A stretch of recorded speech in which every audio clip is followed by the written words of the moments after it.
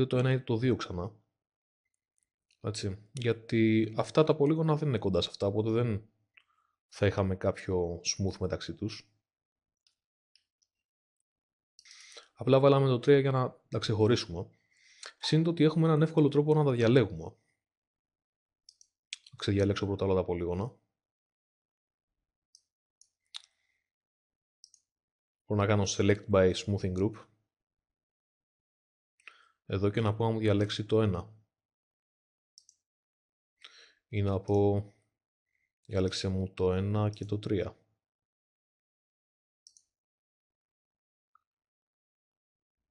Εύκολος τρόπος να διαλέγω περιοχές λοιπόν από τη στιγμή που τις έχω ήδη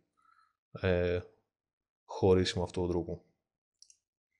Και φυσικά με το clear selection κάθε φορά που κάνω μια επιλογή μου ξεδιαλέγει τις υπόλοιπες.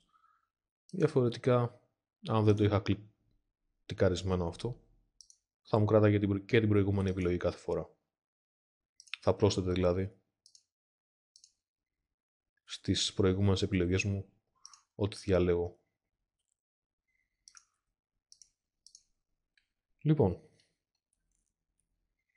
ωραία όλα αυτά. Στο render πώς φαίνονται, εκεί είναι το θέμα. Στο render δεν φαίνονται και άσχημα. Θα δοκιμάσω κάτι πιο φωτεινό μόνο.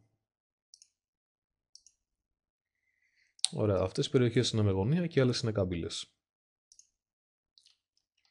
Μάλιστα θα δούμε στο πίσω μέρος προσπαθεί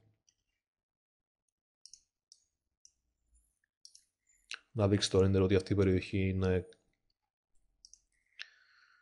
έχει καμπυλώσει, αλλά φυσικά οι λίγες επιφάνειες που έχουμε δεν του το επιτρέπουν. Παρ' όλα αυτά προσπαθεί. Θα δούμε στη συνέχεια πώς γίνεται αυτό σωστά. Τώρα, άλλο μας ενδιαφέρει. Μας ενδιαφέρει να πάμε να χωρίσουμε λίγο αυτές τις περιοχές έτσι ώστε να έχουν άλλο χρώμα, να είναι έτοιμες να δεχτούν διαφορετικό υλικό. Λοιπόν, τι κάνουμε. Διαλέγω πολύγωνα, πάλι από κάποιο πλάινο παράθυρο. Καλύτερα.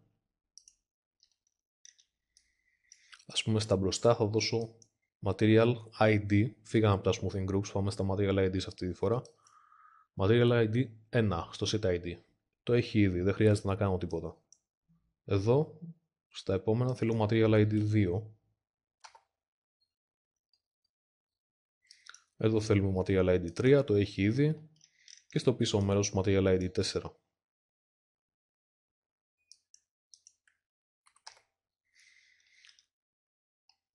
Και πάλι έχουμε τη δυνατότητα εδώ να διαλέξουμε ανάλογα με το ID που έχουμε βάλει. Έτσι. Αν του πω να διαλέξει Material ID, βλέπουμε λιγάκι, 1 και μετά το Material ID 3 προσθέτει κάθε φορά στην επιλογή μας, την προηγούμενη και το 4. Αλλιώς θα μπορούσα να του πω Clear Selection κάθε φορά και να μου διαλέξει το 1 ή το 2 ή το 3, έτσι. Κάθε φορά τώρα κάνει Clear.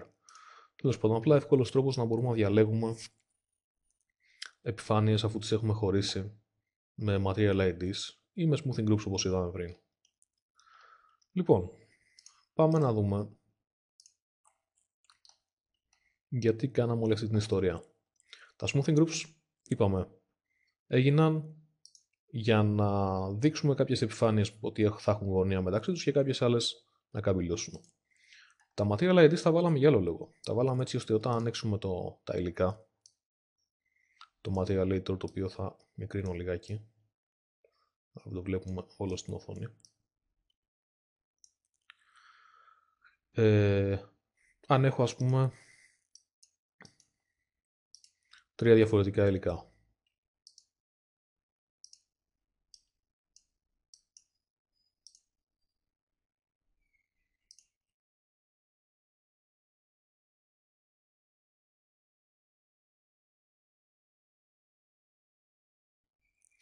Αν έχω λοιπόν 3 διαφορετικά υλικά, αν ρίξω μια φορά αυτό το υλικό πάνω στο αντικείμενο, βλέπω ότι όλο παίρνει αυτό το χρώμα. Το πράσινο, το μπλε. Από ό,τι βλέπουμε, για να δώσουμε σε διαφορετικές περιοχές διαφορετικό χρώμα θα έχουμε κάποιο πρόβλημα. Πώς το λύνουμε αυτό? Ή το έχουμε λύσει βάζοντας διαφορετικά material IDs σε διαφορετικές περιοχές του αντικειμένου. Όμως, δεν φτάνει αυτό, χρειάζεται να χρησιμοποιήσουμε και ένα ειδικό υλικό. Θα πάω σε ένα υλικό που δεν χρησιμοποιώ και αντί για standard να διαλέξω ένα multi-sub-object υλικό. Keep it discarded εδώ δεν έχει καμία σημασία, απλά θα του πω να το ξεφορτωθεί το παλιό υλικό, αυτό το γκρίζο δηλαδή που είχαμε πριν. Set number, πόσα υλικά χρησιμοποιούμε για την ώρα, 4. Number of materials που θέλω να βλέπω, 4 λοιπόν, για να μην μπερδεύομαι. Και πάμε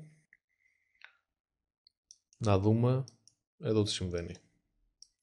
Πρώτα απ' όλα το πιάνω και το ρίχνω στο αντικείμενο. Αυτά τα ID που γράφει εδώ, δίπλα από κάθε υλικό, αντιστοιχούν στα material IDs που δώσαμε πριν στο αντικείμενο. Έτσι ώστε όταν χρωματίσω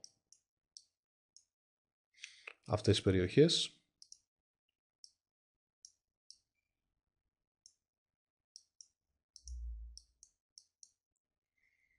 θα δούμε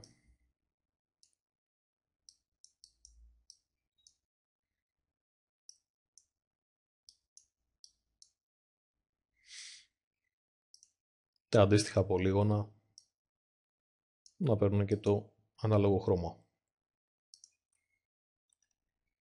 Για να κάνουμε ένα render. Μάλιστα, δεν φαίνεται άσχημο. Έχω μια ειδικότητα στα μολύβια να φτιάχνω πάντα τους χειρότερους συνδυασμούς χρωμάτων. Οπότε πάντα οι μαθητές μου φτιάχνουν καλύτερα από μένα. Μπορώ να καταλάβω πώς τα καταφέρνουν. Κάθε φορά. Λοιπόν, είδαμε λοιπόν πώς χρησιμοποιώντας ένα multi-sub-object υλικό αντί για standard και έχοντας χωρίσει αυτές τις περιοχές στα αντίστοιχα material IDs,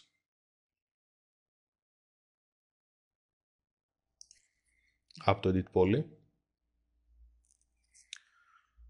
χρωματίζονται διαφορετικά. Ας πούμε θα μπορούσα να πάω να κάνω αλλαγές ακόμα αν ήθελα. Θα πάω να πιάσω κάποια πολύγωνα. Αυτό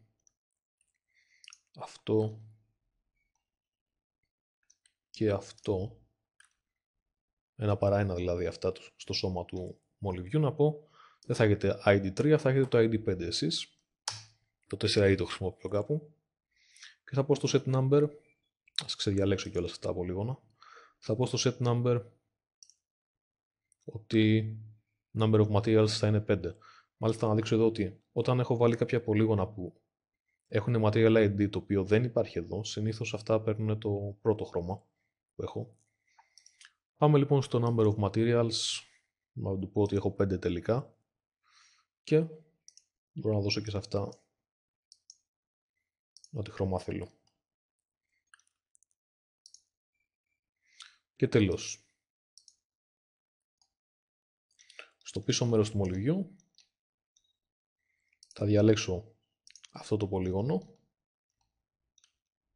το οποίο θέλουμε να το καπηλώσουμε.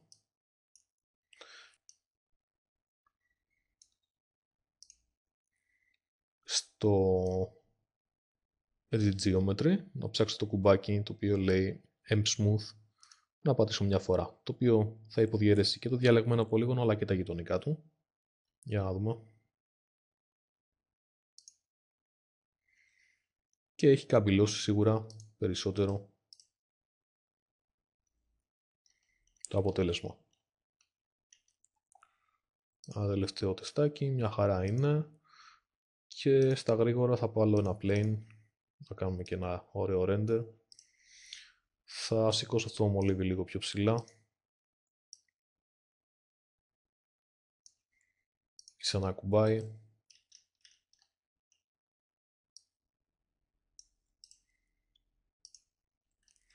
Σε αυτό το plane δεν θέλω να έχει κανένα χρώμα ιδιαίτερο, σχεδόν λευκό. Και θα βάλω ένα φως, ένα skylight, το οποίο θέλω να κάνει σκιές. Θα κάνουμε ένα γρήγορο render.